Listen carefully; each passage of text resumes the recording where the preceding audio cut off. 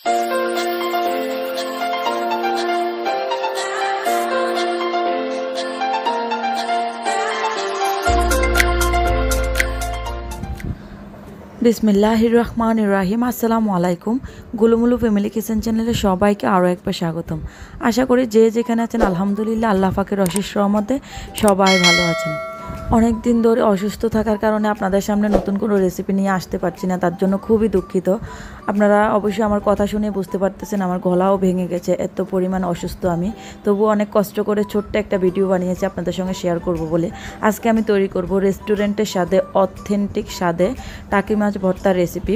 আমি এখানে ৬-৭টি টাকি মাছ নিয়েছি। আমি কেটে ধুয়ে পরিষ্কার করে লবণ হলুদ দিয়ে মেখে 10 মিনিট ম্যারিনেট করে রেখে দিয়ে তারপর সরিষার তেল গরম করে সরিষার তেলে আমি মাছগুলোকে হালকা ভেজে নিয়েছিলাম।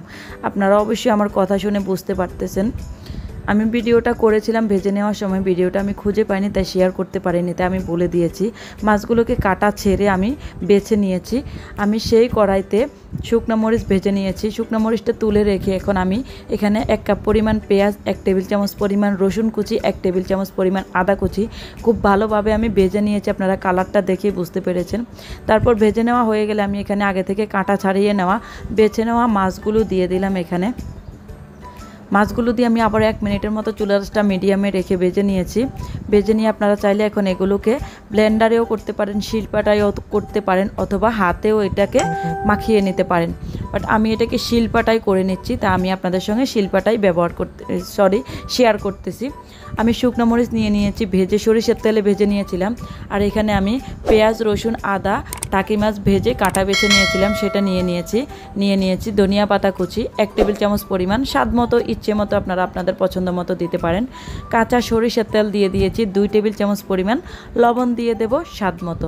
এখন আমি এগুলোকে সবগুলো আমি শিলপাটায় বেটে নেব। আপনারা চাইলে কিন্তু ব্লেন্ডারেও বেটে নিতে পারেন, মেশ করে নিতে পারেন। আমি আবারও বলে দিচ্ছি, আমার কথা শুনতে বুঝতে যদি আপনাদের কষ্ট হয় আমি খুবই দুঃখিত। ভিডিওটি শুরু থেকে শেষ পর্যন্ত দেখার অনুরোধ রইল। ভিডিওটি ভালো লাগলে প্লিজ একটি লাইক দিতে ভুলবেন না। আমার চ্যানেলের কোনো একটি ভিডিও আপনাদের কাছে ভালো লেগে থাকলে চ্যানেলটিকে সাবস্ক্রাইব করে পাশে থাকার অনুরোধ রইল। আমি শিলপাটায় খুব ভালোভাবে বেটে নিয়েছি। এখন আমি এটাকে পরিবেশন করে নেব খুব সহজভাবে। খুব সিম্পল একটা স্বাস্থ্যসম্মত রেস্টুরেন্টের স্বাদের থেকেও বেশি স্বাদ হবে এমন একটা টাকি মাছের ভর্তার রেসিপি আমি আপনাদের সঙ্গে শেয়ার করেছি। সো আমি আশা করি রেসিপিটি, আমার এই ভিডিওটি আপনাদের কাছে ভালো লেগেছে।